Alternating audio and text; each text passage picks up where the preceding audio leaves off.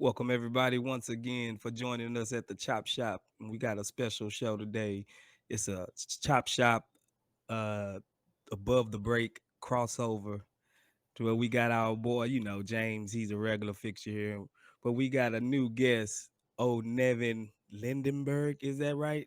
Lindbergh. Lindbergh. All right. My bad mispronunciation. But yeah, we gonna kick off a nice little pod where we'll be discussing the Rocket Summer League and Summer League in general, and how the new rookies will maybe fit, and we got some surprise topics coming up right now. But for right now, since we do have a guest, Mr. Nevin, I would want to kick it off to you, and since you not per se so much does Rocket content, but you pay very close attention to the Rockets. I want to pick your brain and see how the summer league looked to you for Jabari and Tari and the group of guys they rolled out.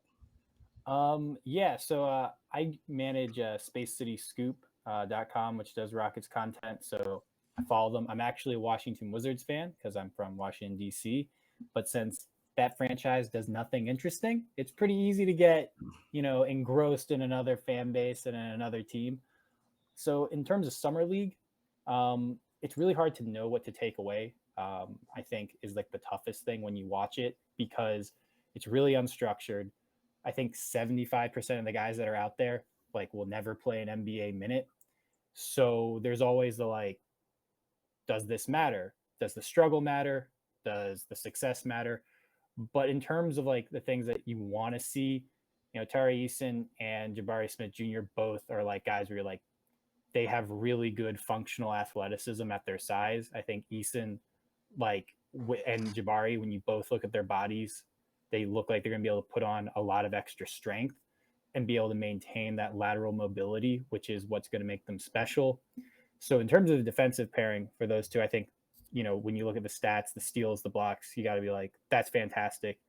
And other than that, it's really hard to tell because like with certain guards, if they're not like great isolation scorers and like that's not like their game, they can struggle in summer league.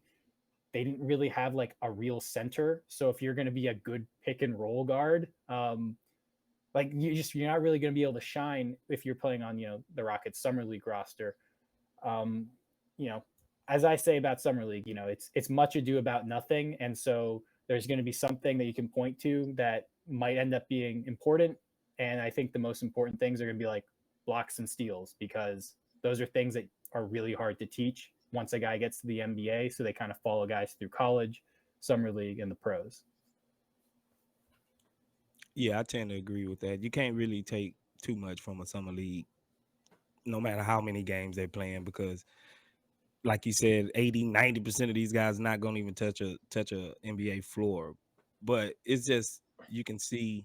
I think you will have to just evaluate players in a vacuum, and you have to let your imagination run a little wild to say, oh, what if we put this type of guy with this type of guy and this type of guy, and then we'll see how these combinations will work out. What do you think about it, Frank? No, yeah, I generally don't take too much out of the summer league, but you can take some information, just some of the things that translate to the NBA.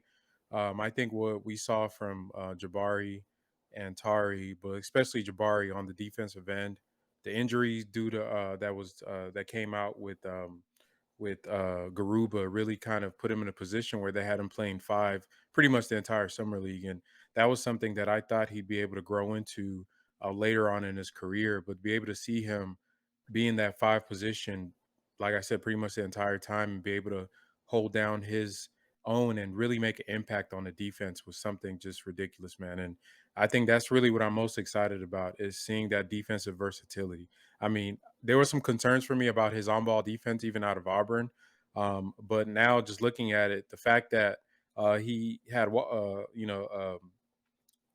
Kessler, is that his name? Yeah. Yeah, Walker Kessler, the big down. I always get Kessler Edwards, Walker Kessler. And him being there, we really never got to see Jabari's kind of versatility on that side of the on that end of the court, being in that post guarding position. But he played a multitude of different types of fives. They had the stretch fives. You had Luca Garza when he was playing against him, and I mean, there was nobody that could do anything with him. So that's really what I'm excited. And that's my biggest takeaway. Everything else is just summer league stuff. Yeah. What do you think about it, Jane? Yeah, I mean, I'd have to echo the same sentiment. Like, it's summer league; it only means so much, right? One thing I would say is that I think maybe eye test matters a little bit more than stats when you're looking at summer league, right? Because like, you look at Tari Eason, he was pretty dominant over summer league, but it's like, well, of course he was, because over half these dudes aren't going to be in the NBA anyway. Like, he almost has to be. But to me, one thing that my main takeaway from a Rockets perspective from the whole thing was that Tari Eason has star offside. I really do believe that after having watched it, and that's really exciting with the 17th pick. I was really surprised by the depth of his finishing package. Like, I really thought this was going to be a dude that either crammed it or he didn't have anything to do with it. I wasn't expecting to see so many like up fakes and reverse layups and like little trickier stuff like that. And to me, that speaks to like maybe this dude can be a star even without a jump shot. So that increases the probability of stardom, like he's got to learn to finish on the left. Right now he's very right side dominant driver, and then that limits him. But yeah, he's a little bit more sophisticated offensive player than I expected. And that's really exciting. Last thing I would add is I don't take anything away from Bari's shooting. I think shooters slump, and we just caught Bari on a slump. I'm not the least bit worried about it. Yeah, I think shooting probably should be the last thing we worry about when it comes to Jabari.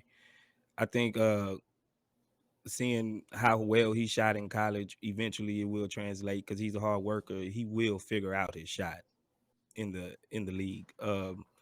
So as far as any other team, who caught your eye? Just we all know it's summer league. We're not overreacting, but who you think caught your eye that you wasn't really expecting to pop off the screen? We'll begin with you, Nevin.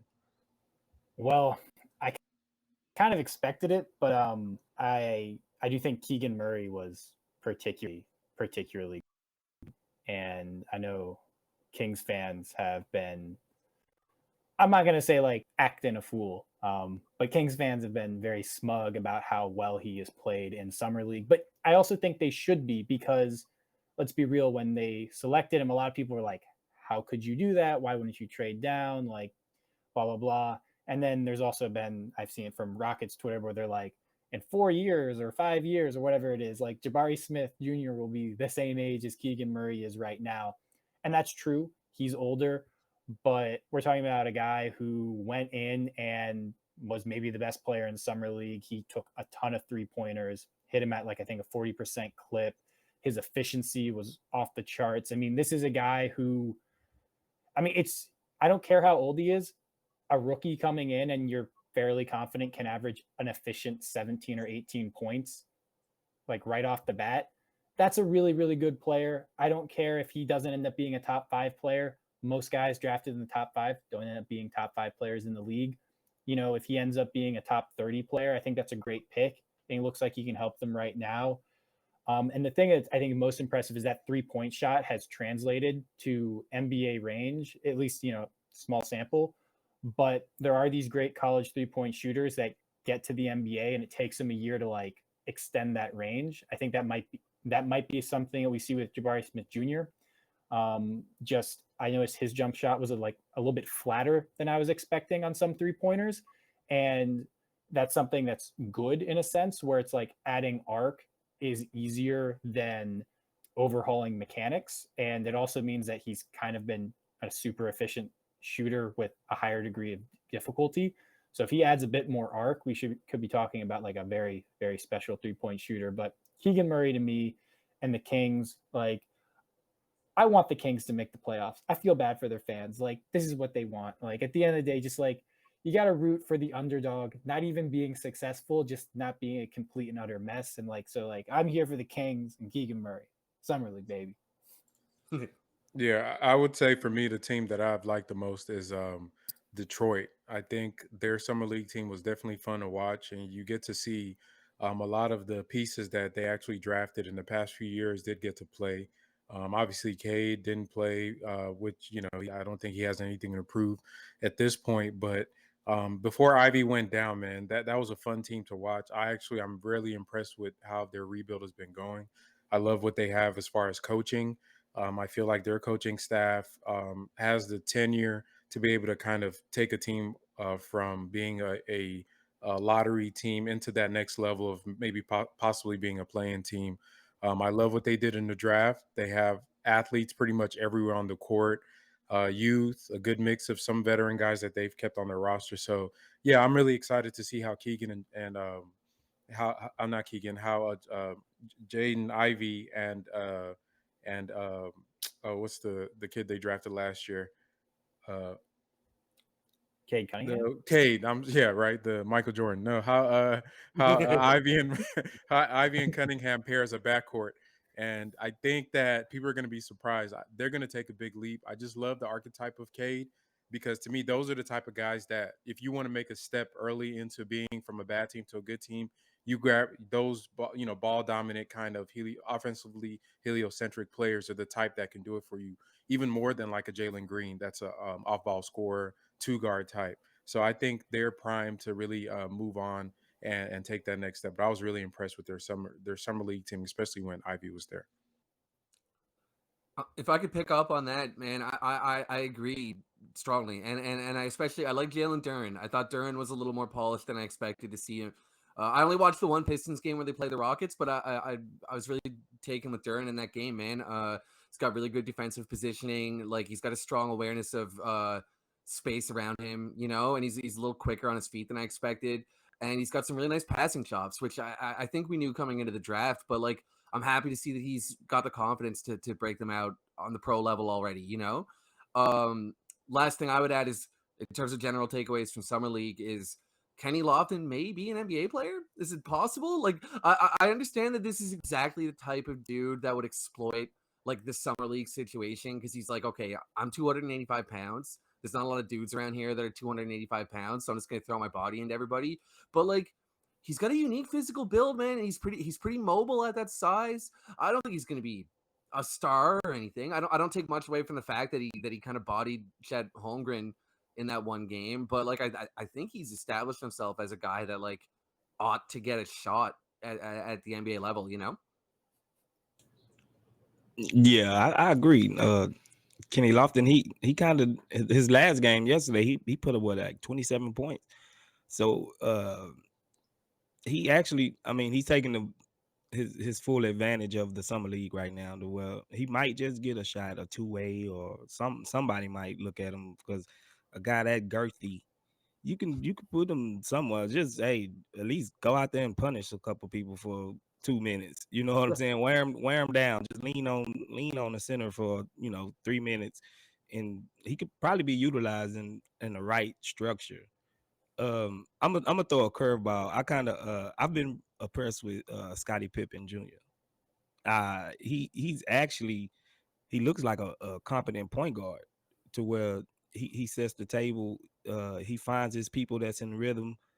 And he goes and get a bucket when he have to. So and he's crafty already. He's not the most athletic guard there is, but he uses his body and he draws a lot of fouls. And he's kind of that Jalen Brunson type mode. Like he just plays the right way, and he's been a surprise to me. So, but y'all got anything else on the summer league? Yeah, I definitely agree with the Scottie Pippen Jr. I love watching. He's literally the only reason I would watch the Lakers summer league team because he is such Mhm. a I love point guards like that. I think that he is going to find a place in the NBA. Like you said, he's not fast or explosive, but he does change pace very well, where he can be going slow, then accelerate to get to the basket. He reads the floor very well. He plays good on ball defense, very pesky on Mhm. defense, almost like Alvarado over in New Orleans, where he's just like always pesting the ball handler, picking up the full court. So, yeah, I definitely think the Lakers have something there. Whether he's going to play, this year or in a few years, that remains to be seen. But I can definitely see him having having a career somewhat in the NBA. Another person I'll throw out that I really liked, and another team is the Golden State Warriors. Their summer league team, with some of the guys they had. Obviously, Moody went off a lot of the games. You see Kaminga out there. It just reminds you of how unfair it is that Golden State, that their summer league team is. Some people had them as the package for KD, so it's just kudos to them for being better than everybody and everything. But yeah, I enjoyed watching them as well.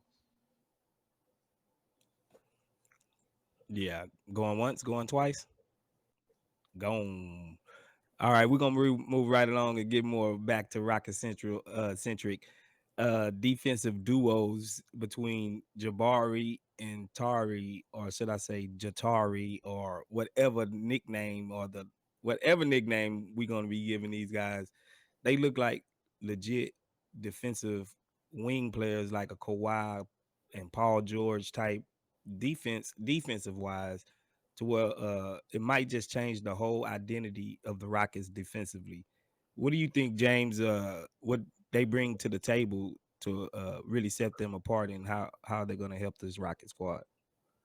Man, I'm so excited about the contrast between the two of them as defenders, and the vastly different approaches that they both take. The way I see it, Barry, like, he's so fundamentally sound. He doesn't lose positioning for a half second. He makes the right switches. He doesn't gamble unless there's a good gamble to take. He doesn't get caught slipping at any point. He's solid. He's reliable. He's fundamental. He's going to be, I think, one of the better point of attack defenders in the league, honestly, because he's got the mobility and the wingspan to do it, But then on the other hand, Tari is just a menace. Like, Tari is just like, if there's any chance at all that I can get the ball, I'm going to try to get it. And he doesn't really care about committing a foul. Maybe he's going to have to rein that in time. But I really like that fire and ice dynamic. You've got Barry locking it down, and then you got Tari taking advantage of the fact that Barry is locking it down. It's like Barry's taking one guy out of the game, and that allows Tari to kind of roam and free safety and find other ways to take advantage of that. And I think it's very enticing. I just need Tari's offensive game to be polished enough that he can be a long-term starter, so that they can, play together for a long time to come, man. It's exciting. Yeah, same with you, Nevin. What do you think? Well, I was you asked James. I was incredibly high on Tari Eason. Like, Yeah. I don't know if he was like in my top 5, but I think when we were podcasting at times, I was like, almost as a joke, but like also kind of seriously, like, I think this guy should be like, in consideration for top 5, just because his statistics in college were absurd. They were almost as good as Chet Holmgren's, and Holmgren was like a much easier conference than the SEC. So he's great, steals, blocks. Defensively, he reminds me of like Kawhi Leonard. Like, that was like the big thing for me, why I thought he was going to be incredibly good and should have been easily a top 10 pick, just because his physical attributes scream Kawhi Leonard. And what do we know about young Kawhi Leonard? I mean, that guy's defensive player of the year, like, deservedly, as a non-center, which is absurd. Like, as much as I love Marcus Smart, he probably wasn't the defensive player of the year. Great perimeter defender, but like, Kawhi as a perimeter defender was like legitimately a defensive player of the year. And I think he has all the ability in the world to do that. And I think the summer league showed that, just the instincts, just all of it. I mean, he's fantastic. The fouls I wouldn't worry about so much in summer league. It might be something that follows him, and it's something you definitely keep an eye out early on in the year. But they have 10 fouls. The games are short. If you're a coach and you just want these guys to get better, be like, don't worry about fouls. You got 10, you're playing 25 minutes a game, like, use them, right? Like, why not? I think for Jabari, I was most impressed by like him being a little bit better around the rim than I was expecting early on. He's not very explosive. So like, I think offensively, him adding strength is going to be very important for his ability to like score as like an isolation scorer, because he's not going to be able to jump over guys consistently. But part of that made me feel like, well, is he going to be a great rim protector? I don't know if he's going to be great, but he showed some flashes where I'm thinking, wow, like, he might be able to really make up for some of Sengun's lack of length. And if that's the case, I mean, I think the Rockets, those two guys complement each other so well, as James said, but it's just like, where they're both going to be effective it's like one's kind of like your security blanket, and the other one, and that's Jabari, and then Eason is like the firearm next to the bed at night when you hear something messing around. And you're like, all right, like they complement each other, and it's good. It's good. They getting those guys at 3 and 17 in the same draft is just. Ugh. I mean, they might be too good to get Wembanyama, which is unfortunate, but also great. Yeah. Yeah, definitely. The just off of James's comparison of how they complement each other. I know I will use a football analogy. I think of Ray Lewis and Ed Reed, right? If people or any football fans out there, if you remember, Ray Lewis is this prototypical gap assignment, everybody in the right spot type of guy. The quarterback of the defense, making sure everything is on point. He watches film, does all this, and Ed Reed just roam back there. Like there's no coverage that you were going to tell him to stay in. Literally, the dude would just walk up and down the sidelines, and then just make a break on the ball wherever he is on the court. That's how I see Tari and Jabari being that Ray Lewis figure on our defensive end of the court together. Like I'm gonna like try to get some film together just to show how well they complement each other, especially when they're adjacent and teams try to run plays where they screen off from Tari to Jabari or vice versa.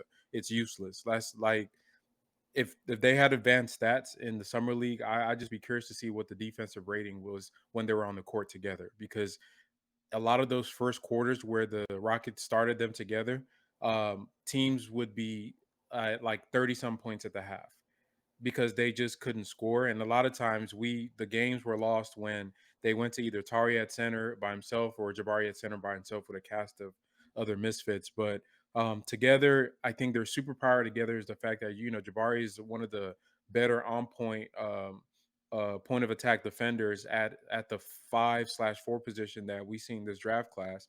Then you have Jabari Tari out there on the wings and on the weak side helping. His help defense is just amazing. That's really where he gets a lot of the disruptions, the strips, the tip balls, him kind of coming in contesting late. If you watch him, he's always coming in late to disrupt the player, just like at the perfect time. So I think they're going to be a duo going forward. One thing I did see towards the last few games, looks like Tari got a little bit fatigued. So some of his effort plays that flashed early on in summer league weren't as apparent. And that's something that he's going to have to learn to do is just and Jabari as well, just to be able to have that stamina. Because I think his superpower right now isn't just that he's a star player. His superpower right now is his energy and the constant energy on defense he has to bring. And if you're going to be that guy, if you're going to be like a Pat Beverly type of wing or a guy that's always bringing it, you have to be on all the time, or it doesn't look as good on film. So I think that's something he has to do better going forward. All of them actually, of our young guys, TyTy included. Yeah, I agree. I agree totally with that. I was just sitting back and wondering like who can I compare Jabari to? And it's hard. The closest I came up to defensively and the way he's so sound is Tim Duncan. To where Tim Duncan was always just in the right spot. He wasn't, you know, gifted enough to really just on ball, lock anybody down. But if you came around the rim or if you had an entry pass, Tim Duncan was always in the right spot just to make it a little bit harder on you. You know what I'm saying? Like, and he did block shots whenever they, came up towards the rim. Sort of like Jabari. Jabari, he's not just an ultimate shot blocker, but when the chance presents itself, he will block your shot. And young Tim Duncan, and I kind of lean towards like a young Marcus Camby at the same time too, because Marcus Camby had that defensive uh attitude around the goal to where he stopped, even though he was slim, just like Jabari. He had the defensive footwork and the long wingspan to block a lot of shots and to change a lot of shots. But it's just so hard to it's just it's hard because Jabari, he is an on ball defender as well as a help side defender or or just a low post defender. He can do a lot of it. He's well rounded defensively. So, and I was thinking about Tari. I was like, man, maybe if his three ball never come along, maybe he can be like a Ron Artest type guy. Because Ron Artest was a big, bulky guy. Once he put on pounds, and it was hard to just to get past Ron Artest. He will get rebounds. He will just be aggressively physical in the mix of everything. You know what I'm saying? I don't want him to have the Ron Artest attitude to where he's just a demon on the court where he fight everybody and elbow. I don't want him to get the dirty side, but as far as his gifts and his physical reach and his big hands and stuff like that, he kind of reminded me of Ron Artest defensively. If he could be Ron Artest just dialed down 10 or 15%, man, that's a Right. perfect player, honestly, right? Like I like that comparison, man. I've not heard that comparison. Peak Ron Artest, people forget, was like really, really, really good.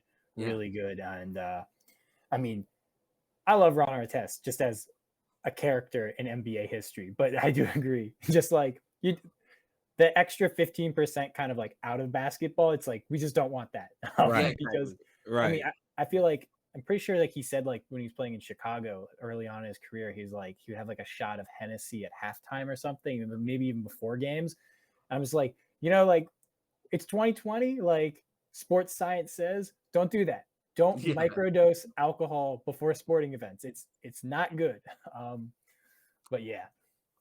Yeah, they definitely have a lot of upside. I think, I mean, culture wise for the team, inserting the players that we got this year, I think that was really the biggest home run, is that you have guys that are known for their defense. And I think last year, pretty much all our draft picks except Garuba were more offensively geared, and that brings a certain mentality to the team. And it was apparent in us being not a great defense. So bringing in these defensive guys that have the offensive upside is something definitely that I mean, I think that the Rockets as a whole can move forward in this, and I'm really curious to see how they fit with some of the players we already have. That makes me curious to see. I'm curious to see how Jalen's defense develops next year with like some support around him, because like his defensive metrics were absolutely awful, no question. But at the same time, he was playing on a team that like didn't really have a rim protector and had a 6'4" power forward, and like with like the construction of the team last year just lent itself to particularly bad defense. You know what I mean? That won't be the case this year. So I'm hoping that Green's metrics look a little better, maybe a little closer to neutral, something like that. Oh yeah. Also, problem with defensive metrics is just like I like them, but like you kind of have to take into account the team defense and kind of go from there. And the Rockets had a bad defense, and so pretty much everyone on the team had like bad defensive metrics, and that's just how it's going to be. He'll be fine. And honestly, I don't care if his defense gets better. It's all about if his offense improves, because you just want putting the energy on offense right now. And that's like a year 3 or 4 thing. Care about defense. Yeah, and I would say towards the end of the season, his defense did improve a lot. He was terrible to start the year, but as time went on, especially after the All Star break, his on ball defense was really good. I think where he struggles, like where a lot of young guards struggle, is keeping his attention when he's not guarding the ball. He used to get lost a lot, and his rotations sometimes were slow, and like he's still trying to read. But one thing I like about Jalen, he tries, even when he gets beat. And to me, that's half the battle with these scoring stars, is that they don't try. So him saying he wants to be a good defender, him showing it on the court, he puts the effort on that side of the ball, even when his shot isn't going. I think that all lends well to that as he matures as a man, as a player. That because when you get in those playoff games, you want your star to care about defense, as we've seen. Because it's not a switch you can turn on like, okay, let me start playing defense now. Then your offense takes a hit because you're not conditioned for it. So, yeah, I'm curious to see him. Kevin Porter, I'm curious to see him. And I think the biggest mystery is going to be Alperen Sengun. Like, what are we going to see from Sengun around Jabari? And if it works, man, if it turns out that it works, man, it's going to be something crazy. Do you think we'll eventually, probably not this year, but we'll have enough defensive capabilities to kind of hide Jalen Green if he don't take that next leap. We can't hide Shangun. Like I, he's I, the I don't center. I don't think we need to hide Jalen. Honestly, there's nothing on the court that tells me we do. To me, you hide guys that can't guard on ball. He can, and I think his issue is just pretty much everything else. Like when he has a man in front of him, he can stay in front of him, but like everything else, pick and roll, him trying to be like a helper, help defense, him when he's getting, when players cut back door on him, he loses attention sometimes. On the post, he's real light, so he gets kind of bullied in the post. So he needs to work on all of that. But to me, if you're going to switch on to Jalen and that's what you want to do all game, then good luck. Because if on ball, he's one of our best perimeter defenders in the backcourt. He's pretty much the same as KPJ in that aspect. So I don't think he's a guy you need to hide. You had something to say on that, Evan?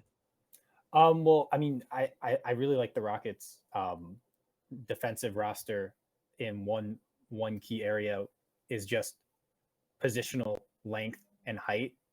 They now have a lot of it. Outside of Shangun, everyone is either at or above kind of like the NBA average for the length. And I think not having positional length, that's when you have to like end up hiding a guy. It's like we can talk like, Trey Young could spend all off season working on his defense. Dude's, 6'1" with a 6'1" wingspan. That's my size. You put me out there on NBA court, I'm not contesting anyone's shot. You give me a 40-inch vertical and I still wouldn't contest anyone's shot. So Maybe with a 40-inch vertical. I mean that I would have to lower my vertical by already 10 inches. But like the point is that they have like the defense should be improving in just that like they have the guys where if they get the rotations right, they'll be better. And Sengun, to me, it's just like, can he become Nikola Jokic, where it's like Jokic does all of the quiet stuff on defense incredibly well.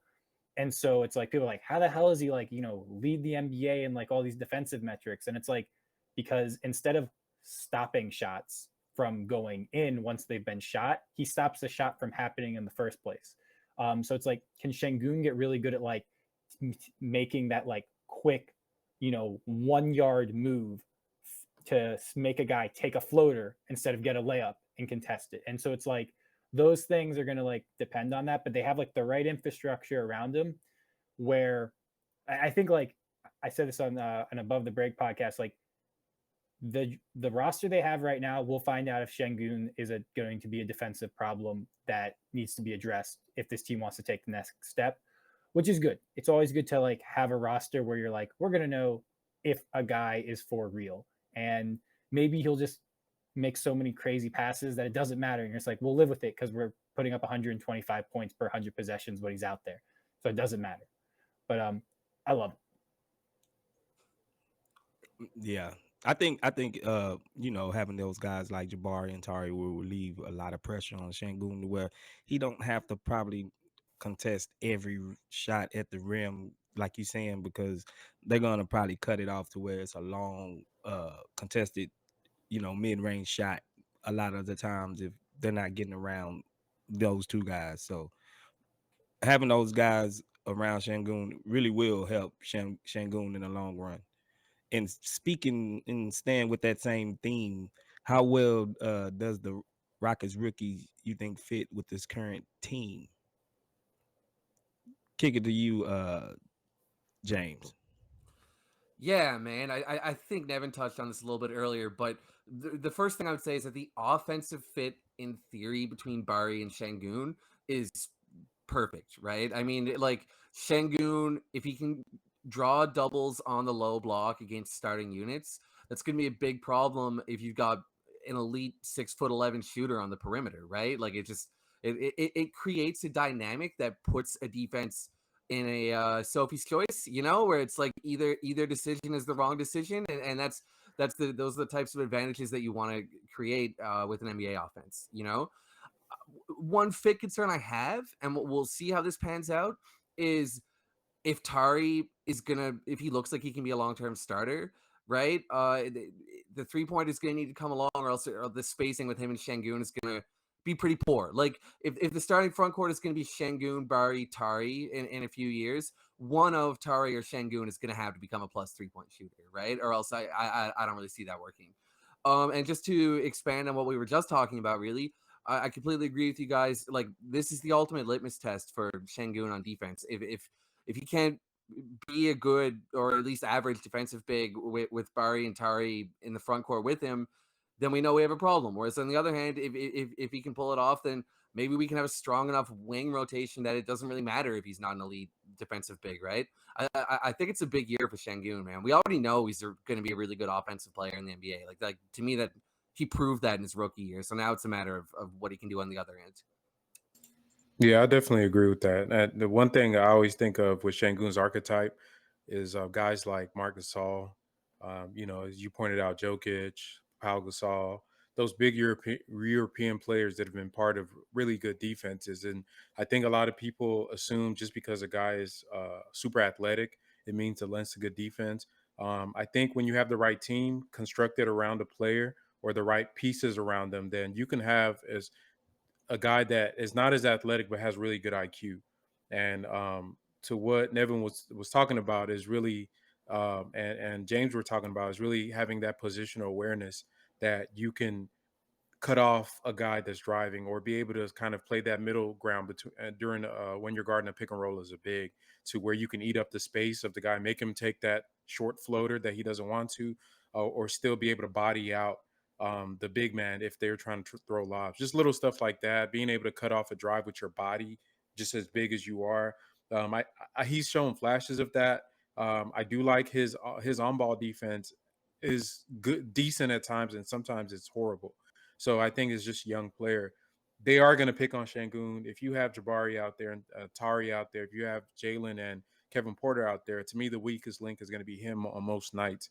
And you'll notice a lot of teams are going to try to force those matchups where they have him isolated. And he's going to have to really show something. Now, the Rockets can do some stuff to help him out, definitely with the help defense, but that does put a strain on the entire team. So we'll see how it goes. I'm also curious to see when they do take him off the court, does the team look much better on defense? Because if there's such a large discrepancy with when he's on the court and off the court, then that may or be an indication of something. But honestly, I feel like he's going to do well because I feel like he did well last year for most of the season, given who he was playing with, and it wasn't like we were a good defense with him off the court or on the court because we were just trash all around. So it's really hard to evaluate that. I love it. Oh man, I will say with Sengun, the one difference between those other big European, he's not European, I guess Turkey in the middle, whatever. But he's not as big or as long as those guys, and like that to me is like the thing that gives me a little more concern about his defensive upside compared to someone like Marc Gasol and Pau Gasol. I mean, Marc Gasol people recognize as a good defender. Pau Gasol was a really good defender, never quite got the praise he deserved, but that's another podcast. Sengun is shorter than those guys and doesn't have quite as long a wingspan, which is, might just be a limiting factor. But honestly, at the end of the day, like his effort is really good. And I think like defensive motor can make up for physical limitations. How many guys have we seen with like the perfect body and the perfect athleticism to be good defenders, and it never happens? And it's motor. So the motor is there. The positioning, I think, is there. And in terms of metrics, I mean, for a center, he got a lot of steals. He also got a fair amount of blocks. There's concern with fouls, but like the steals to me are like, hey, maybe this dude isn't like a traditional rim protector and center in that way. But if maybe he gives up a few more baskets at the rim over an average guy, but he gets like an extra steal a game than your average center, like steals are super valuable. Like that takes away possession. It's just as good a block. You stop a shot from happening and it turns into like a usually high value offensive opportunity. So we'll kind of have to balance that, because I think he's going to be one of those players kind of like Jokic, where when it doesn't look good, it looks really bad. And you're like, this guy can't defend. But they also can do things that lead to really high value offensive or high value defensive plays. I'm actually most interested though in TyTy Washington for the Rockets rookies. He didn't pop like crazy. His shooting wasn't great, but his assist to turnover ratio was really quite solid. And that's one of those things in summer league where there's a ton of turnovers, there's not a lot of structure, and based upon what role you probably would expect him to play as a rookie, he's the type of guy where like I really like the passing and playmaking where it's just like I'm going to try to not lose the ball and I'm going to try to set guys up. So I think he's someone from the summer league that I'm thinking he might be the backup point guard pretty quickly for the Rockets just based off of that. And then we talked for ages about Jabari and Tari. Like, I mean, those guys are great. Like, and those guys, what's great about them is like they make rosters work.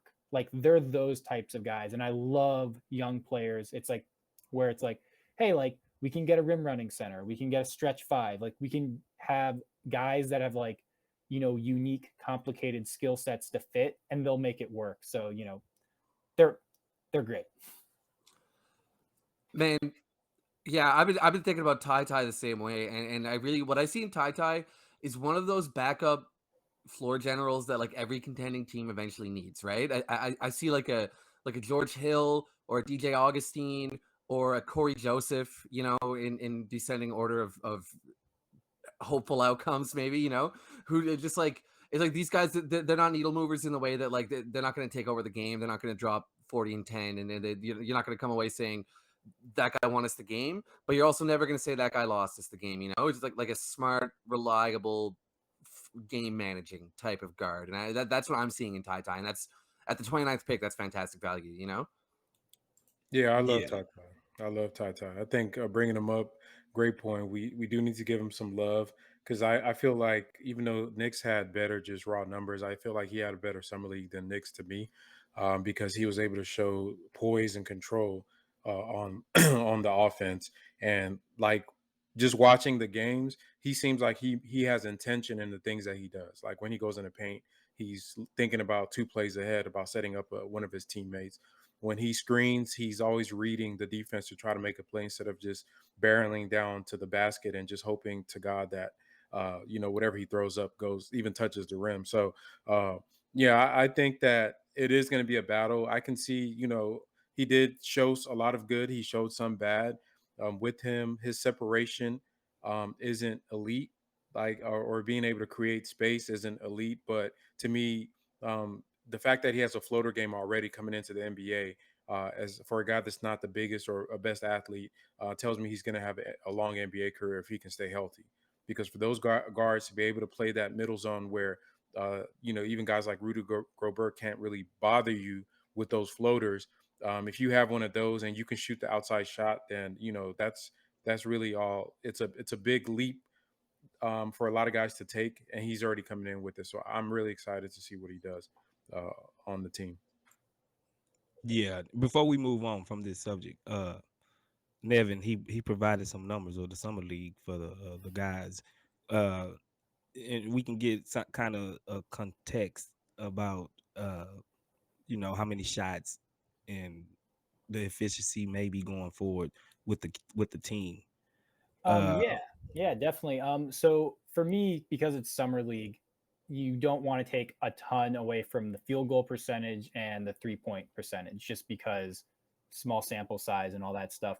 But I think a big thing you always want to key in for even small sample size is free throw shooting, which brings me to a concern and trend that we've seen with Dacian Nix. He shot 45% from 3-point, which I think we can all agree is really, really good, but he also shot 45.5% from the free throw line.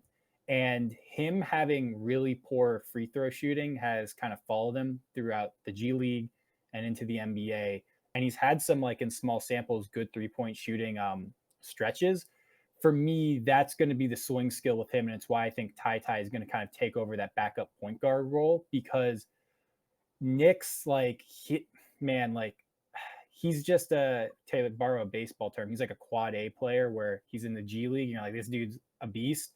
And then you bring him up to the NBA and you're like, I don't know if he can really cut it here. He doesn't have that burst to finish around the rim. So he's one of these athletes where like he's pretty quick. Like he's pretty fast and he can beat guys with speed. But once he beats that first guy, he doesn't have that burst to finish around the rim against, larger players, which you need at the NBA level. And his jump shot, like he's a guy where if he was like a solid 35% 3-point shooter and we knew that, he would have a future. But that free throw shooting combined with that, up and down 3-point shooting just makes me feel like, he can bring the ball up the court and make a pass. But like in the NBA, like, that worked 20 years ago for a point guard. In today's game, you need more juice. I mean, at the end of the day, like most point guards now are just the best offensive player on a team. And so that's kind of why I was thinking TyTy would be able to take that role. And also, like, we'll get into Jagup later, but Josh Christopher, to me, I don't think he has the playmaking right now to be someone where you want him to like run a second unit, keep things humming. So that was my main reason for being impressed with TyTy, but also just thinking that he's going to have a bigger role than I think people expect heading into the season. Right. Looking at this graph, Jabari Smith, he's actually shot 25% from 3-point shooting. I know. I expect that to Yeah. follow throughout his career. But I mean, come on, it's fine. I was thinking about this. I'm a Wizards fan, and last year they drafted Corey Kispert, who's like widely considered to be like probably the best 3-point shooting prospect in that draft, or like one of the best catch and shoot guys. He didn't shoot well from 3, but if you went and looked at his shot chart, long twos and mid range, he was like lights out. It's just one of those things where they haven't shot from that far. Just give him a little bit of time. It might take a year. He's going to be an elite 3-point shooter. Like all of the indicators from just the form, the data, like the freaking eye test, just gets a little bit more arc on it, gets a little bit more used to it. And he did seem there was a bit of a nervous energy to his play at times during Summer League where like it just, when like you're playing with someone and it feels like they're just too amped. And like he kind of gave off some of those vibes, and like that's fine on defense a lot of times, but on offense it's just like it always feels like it messes up your shot. When he settles down, has a role he's comfortable with, he's going to get a ton of open looks playing off of guys like Kevin Porter Jr. and Jalen Green and Sengun. He'll be fine. But don't worry about that. Those stats are ridiculous. I wasn't saying that to put him on blast or nothing like that. But that's one of the things we were saying. Like we can't take too much from this summer league because he was generational in college shooting the 3 ball. So Man, sorry. Go ahead. One thing I think about it is just like Steph Curry could slump for 5 games or however long summer league is, and nobody would think twice, right? The only reason that we care about this is because we're hoping to project the dude's entire career from these 5 games, right? So it's like 25%. I thought he was a generational shooter. It's like even the most generational shooter has a shooting slump, right? So it doesn't have to mean anything. Oh yeah. None of this. I mean, Summer League doesn't mean anything. It's much ado about nothing. It's my favorite Shakespeare play. I think that's one of them. But So, yeah. How many once the season starts and he gets surrounded by better players, how many shots do you think you will average out for him taking a game? Ooh, that's tough. It's tough to determine role. It's also I hate to say this, I don't know how much I trust in Silas's offense getting him as many shots as you would maybe ideally want. It depends. If the offense starts running through Jalen Green a bit more than it did last season, I don't think he's going to get as many shots as we would hope, just because Jalen is so good at creating good shots to begin with. It's like, why kick it out? I have a layup or I have a good shot. So there's concern there. I would say probably you'd be around 10 to 12 shots. And I think that would be fine for a rookie season. And he's one of these guys where if he's really getting hot, he'll get 20 shots. And if, he's not shooting it well, maybe he only has 7. But I wouldn't worry so much about shots with him early on, just because this guy isn't a shot creator, right? And so if you're looking at a guy who you're expecting to create his own shot, shots actually are a bit more important, because it's like, are they creating their own shots? So we'll also kind of want to take a look at that. It's like how many of his shots are just catch and shoot, how many of his shots are he got the ball, beat a guy, or created space on his own. So it's really more what types of shots he's getting than the raw volume as a rookie. But if he's taking 10 or 12 shots in his second or third season, then you might start having some concerns that you just drafted the best rotation player in the NBA with the third pick. Not like the worst outcome, but you want a bit more from it. Right. Hey Frank, you think the coaching staff will be cognizant of trying to get him into a rhythm? Because Yeah, we didn't really see that last year with Jalen. Like he yeah, stood in the yeah, corner.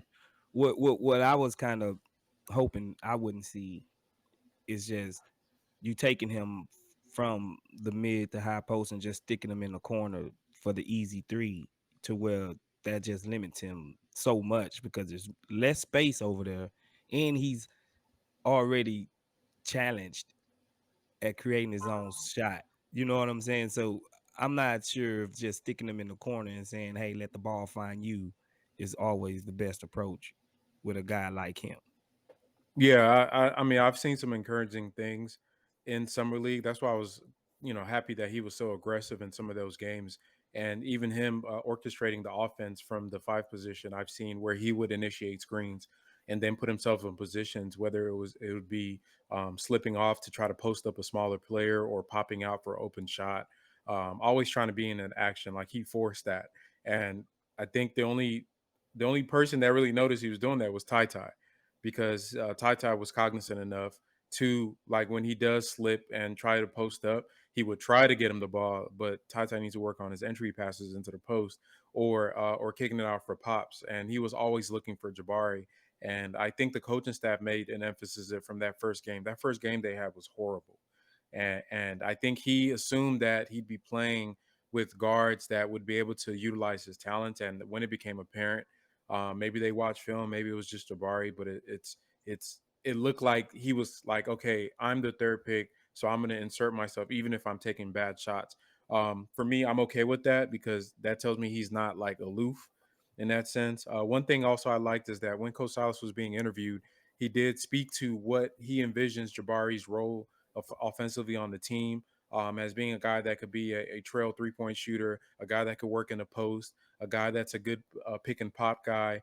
He kind of named different positions that he envisions Jabari right now working on. Then as time goes on, then working on that isolation where he can develop a stronger handle that he can beat certain guys off the dribble. So if they were smart, they would use him. I like the addition of Abdel Fattah because I feel like he's a great coach that really maximizes everybody on the court in his system. And, just even in the summer league, even though some of the older players like Nix that have been around the team and some of the guards weren't really using the offense to their advantage, the reads were there. If you watch the film, the pop outs are there, the rolls are there. It's just our guards aren't doing it.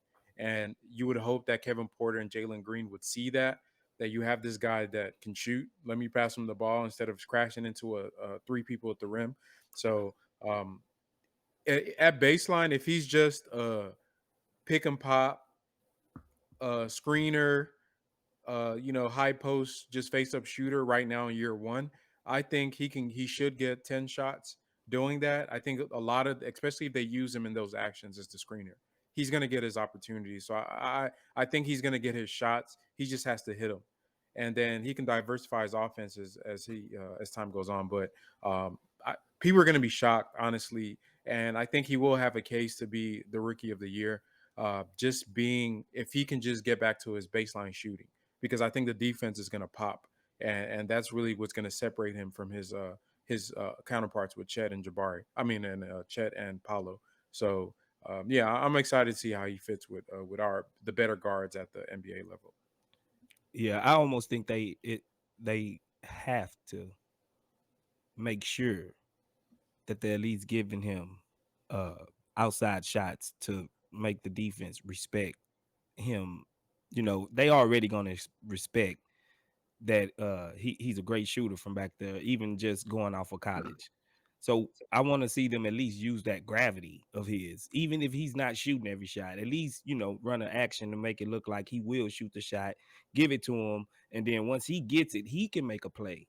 The defense did this. Boom, he's open. You know what I'm saying? At least he will be utilized into the offense and not just standing in the corner. That's not going to help him at all. And I think they really need to, because if they're going to have Tate or Tari starting, the spacing is already going to be compromised.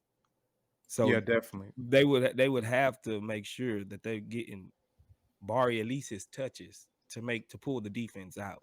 Yeah, yeah. For Tate and Tari to drive or whatever they want to do with it. Tari and Tate are going to be the guys in the corners. If they run their offense the way that they've shown in summer league and the way they typically run it, um, it would be smart for them to use Jabari in all the screening actions, because it just opens up the floor for them. And like you said, that gravity really is maximized when he's at the top of the key screening. And then what Tari and Tate and those other guys need to do is cut, because when they start cutting and you have that main action going on there, that you have the pressure of a Kevin Porter or Jalen Green ready to attack the rim, you have that big that has to respect that drive action. You have Jabari pulling the help defender and having him keep an eye on the 3-point line or whatever, or the short roll or whatever they want to do. Those cutters are going to have open lanes to get to the basket and get easy buckets. And it's, I'm excited. I think it's going to be really fun to see if they can do it right. Yeah, I've just had this vision of like Sengun having the ball at like the top of the key and them doing like dribble handoffs and stuff with Jabari, and just using his gravity in that way, kind of like Golden State Warriors. Because one thing, like you'll see the Draymond Steph 2-man game where they just do that to death. They don't need to run it that much, because let's face it, neither of them are those guys. But I'm just thinking like his height, where if that's really cooking, teams are going to have to like maybe throw two guys. With his height, he can make so many passes over the defense, where he might be able to just like, if guys are making smart cuts, easy passes for him. And like I think that could be really fun, but I don't know how much we're going to get of that, but that would be what I'd be putting in the playbook if I was a video coordinator. Yeah, I'll agree. I would love that. I think Sengun even being that Draymond role, because he can pass and initiating a lot of that offense with screening with Jabari, then having those cutters and being able to hit them in stride. I think that's a vision too. Right. No doubt. So before we move on, I want to, because I don't know when Nevin is going to be back. What's your prediction? You think the Rockets' record would look like? Ooh, they're in a position where it's hard to say, because if they want to win, like how many games do they want to win, right? And I think that's with rebuilding teams like always an issue. I would say probably like I wouldn't pick over 28 wins, and I think that just be by design, not because they couldn't maybe push 30. We're talking about a team that's really, really, really young. And I mean, how many got like of their starters outside of Tate? Like, if Tate is even going to start, and I don't even think that's a given, how many of them can drink? Like one, maybe two. So we're talking about a really, really, really young team. And young teams tend to struggle. I think they'll have moments where, like, 3 or 4 game stretches where everyone's like, it's coming together. And then they'll follow like 3 or 4 games where like it's falling apart. So I would say the organization probably wants them around 25 wins. If I was Raphael Stone, I would want them at 25 wins. If someone has a ding, you're out a week. I don't care if you could come back the next game type situation, because this draft is loaded. This is the last year that they control their draft pick for the next 3. So I think that's going to be hanging over the organization's decisions in the back of their head. And like, let's be real, Eric Gordon might not be there for long. And Eric Gordon was like really important last season when they went on that little crazy fact that they won like 7 or 8 straight games last year in a row. Like, that is crazy. You go look at their record, you go look at like all of their metrics. The fact that that team won that many in a row is absurd. And it's because Eric Gordon was like, hey guys, like, trade value up. So if he's not there, and that's fine. I think that's what you want. Like, at the end of the day, you want this rebuild to lead to a team that can compete and make a Western Conference Finals, right? Like, I think that's kind of how you look at a rebuild. And if you can get there, you can figure out a way, maybe take the next step, or maybe you get there organically. So it's like, let's try to get 25 wins. Maybe 22 would be even better. But I think they have enough talent with these young guys, and there is like a lot of good fit that they might be able to get to 28. But if they're getting to 28 and there's like, 10 more games left, we're going to see a lot of G Leaguers, as they should, because you just want those ping pong ball odds. Because if you get Wembanyama, like, I don't care. Like, this team would be the best young team in terms of talent since that OKC team with Durant, Harden, Westbrook, and Ibaka. And like, that's the goal of a rebuild, to get that. It's not to be like, hey, we won more games than the Thunder, we won more games than the Magic, let's go make fun of their people on Twitter. I want to say one thing to that. I just don't want to be the worst team in the league for the third year in a row, man. I think we'd be the only team to ever do that. You would be. I wrote an article on it. I just think that just leaves a sour taste, and like, Nevin, you know that I'm generally like a pretty pro tank guy, or like I want Wembanyama as much as anybody else does, and I agree with you. We would straight up be like we would look like a future potential dynasty if things went right, with Victor Wembanyama. But I just would like to be the second worst team in the league, man. Like, just give me 27 wins, Take it from a Wizards fan. But the Wizards you cannot half-ass. You cannot half-ass being bad. I'm telling you, as a Wizards fan, you cannot half-ass being bad. We've been doing that for my entire adult life. We traded the 5th pick to get freaking like Randy Foye and Mike Miller. I mean, like, we were doing like all sorts of dumb stuff. You trust me. I know it's the pain. And this is why I'm telling you, as someone that's not emotionally invested in the Rockets win-loss record. You want it to be painful this year. Very painful. Historically, unprecedentedly bad. Like, I don't think it's good for Green's psyche or like anybody involved, really. These are adults making almost $10 million a season. These are kids making almost $10 million a season. Okay. Yeah, come on. Yeah. Have you met a 19-year-old recently? I can't even tell what they're talking about, man. It's true. I don't even have a TikTok. Me neither. Me either. Yeah. Well, yeah. Me either. You're not missing much. I'm sorry. Yeah, I agree though. I mean, I agree with James a little bit. I think they have to. Ideally, you want to hit that fine line between, like, to me, if you let the guys play and they are just horrible, that's fine. But if somehow, some way they stumble, because I feel like, unlike the Wizards, no offense, I feel like we do have a lot of high-end talent on the roster already. And we have our cap space, so we haven't given a 7-year max to some average guard that you, like the Wizards, would normally do. So excuse me, Bradley Beal's a bit better than Gilbert Arenas, Bradley Beal, John Wall. No, I get it. Gilbert was amazing, and they gave him that money after the knee injury, and he was never the same. Right.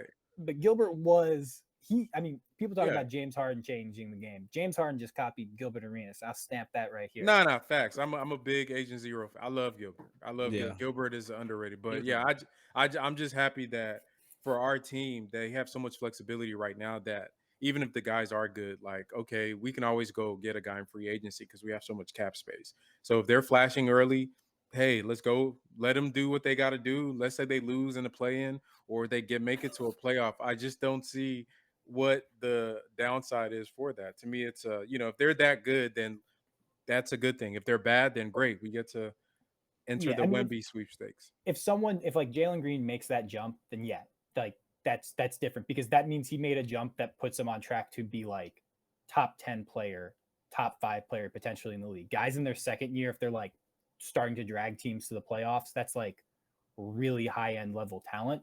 Even if he ends up being like a top 25, top 15 player, usually in that second year, they're still not that level to like drag a team up there. But if he's there, that's a different story. It's just, what you don't want is like Jalen Green has all this potential, but like, let's just say he maxes out as like a top 30 player, top 25 player, right? Still a really good outcome for a number 2 overall pick, but that's Bradley Beal.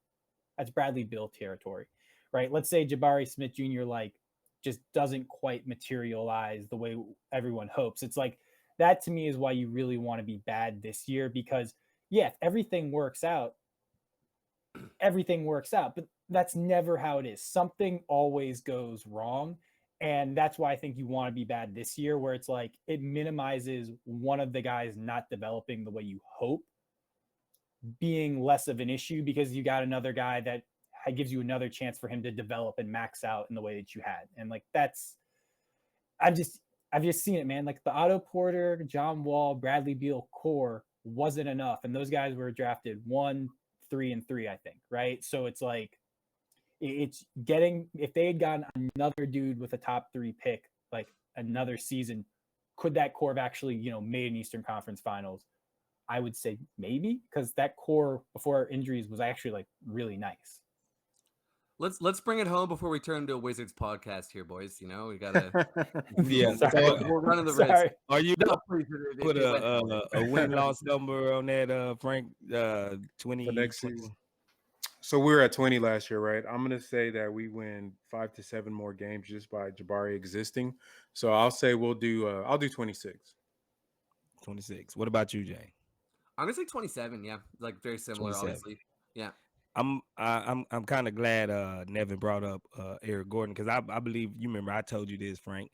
If we still have Eric Gordon on this team, we're gonna win about 30 plus games. We might end up winning by 32 to 35 games. I think, just because Eric Gordon, he's a better option at the 3 than offensively than Tate and even Tari at this point, because he's just a veteran that knows how to win, that knows how to make winning plays, and he's not a negative on defense. So, and he stretches the floor, he does everything. Everybody knows his shooting. We're gonna have the spacing as long as he's out there, and I think he makes everybody else's jobs a little easier from the 3 than Tate and whoever will be at the 3. So if we don't get rid of Eric Gordon, I'm gonna say we 35 wins, and I'm gonna say we knocking on the play-in game this year. And call me crazy, I don't care. I'm always be optimistic about the Rockets fan. If I can root for Kevin Martin in that regime, I'm I'm He was a going good to root. player. He was a good player, He was but a good He was player. a good player, but best player on your team, man. It was rough. It yeah, was rough. but as a number one, I don't think he was a true number one. No. Oh yeah, it was like Christian Wood the last 2 years, where it's like, oh, best player Yeah. on the team. Well, look how far it gets you. Right, 20 right. wins. We don't say that name in here, man. Nah, that's a bold take, bro. No, but I appreciate everybody for coming out, making time, and spending a nice little over an hour with us, enjoying Rockets basketball. And like always, it's a ride and it's a venture for Rockets, and on Rockets Twitter, and for anything Rockets related. It's always something going on. You know what I'm saying? And so, thank you, Nevin, for coming by and dropping the jewels, dropping gems on us.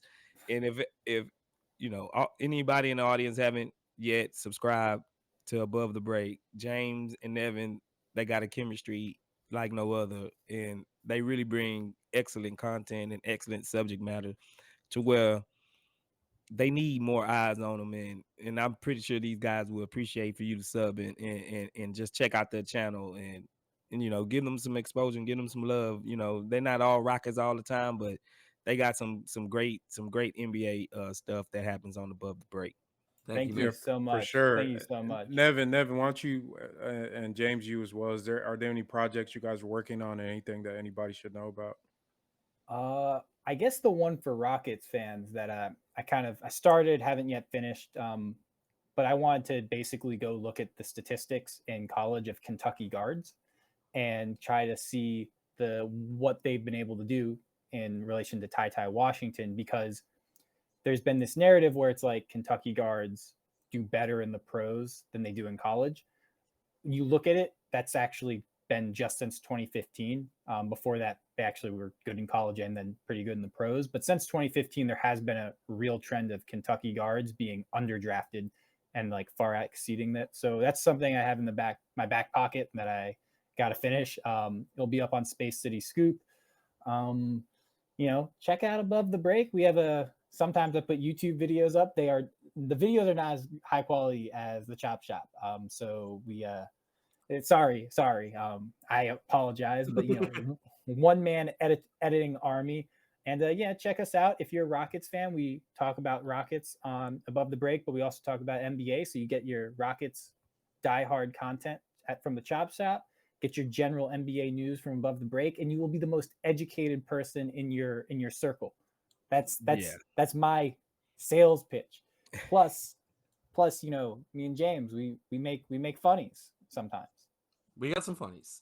Yeah, they got good chemistry, man. Just I'm vouching for it. And don't worry about the presentation because the content is it's worth the listen, man. Even if you don't want to look at the thing, just put it on turn it off and just listen to the audio. You know what I'm saying? Like just listen to the audio because the audio is good. And I really enjoy, reading James articles and Nevin and I like the cohesion and the chemistry they got right there. You want to say anything, Frank, before we get out of here? Nah, just appreciate everybody for tuning in and following the Chop Shop and above the break. Definitely love collaborating with good content creators, and yeah, we'll just keep it pushing. And we got a long stretch with this after summer league. It's going to be a drought, so I'm curious to see how creative people are with some of the stuff they're going to pull out with content. Yeah, we're gonna have to this get summer. real creative around there Well, pretty soon. if to push some Above the Break future content, I was about to do a power rankings of draft capital. So all 30 teams. James, I know you'll be Oh interested man, in that. Oh yeah, Yeah, I'll be interested yeah. in that. That's a I great. That's mean, a great idea. because there's a few teams that's just loaded with draft capital right And now. then there are the Lakers who are Rough. imagine being man, there's if if they could have had Kyrie Irving and they didn't do it because of 2 future first round picks. Ugh. They're smoking crack. Ugly. Yeah. Yeah. Yeah, but good stuff, fellas, man. I thank y'all for coming out. Everybody, subscribe to YouTube, Above the Break, Chop Shop. Follow us on Twitter. I'm at Spaceship Pappy, at FTank58, at James Piercy, at NB Lindbergh. Nevin, if you want good NBA content, check us out. Thank y'all for coming out. Appreciate it.